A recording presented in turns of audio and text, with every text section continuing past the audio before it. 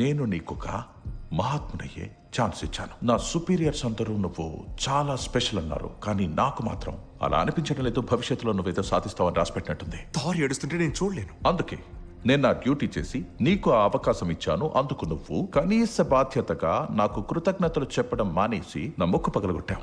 నీ మొహం ఇప్పుడే బాగుంది. నా డజన్ల కొద్ది మనుషుల్ని ఒక హీరో ఎముకలతో పొడిచి చంపావు. పాపం ఆ హీరో గౌరవాన్ని మట్టిపాలు చేశావు. ఇక ఆపుతావా అతి నా నీ ప్రపంచం నాశనం అవబోతుంది. Thank you very much. దాన్ని ఎవ్వరూ ఆపలేరు.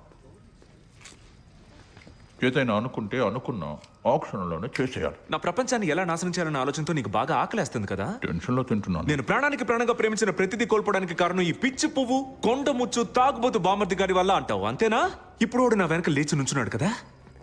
మజ్జిగ ఏమైనా తాగుతావా మచ్చా? ఎంసీయూకి స్వాగతం. కానీ దాని రోజులు బాలేవు. నేను నీ బాస్తో మాట్లాడాలి. మీ సార్కో మేడంకో తేడా, సార్కో మేడం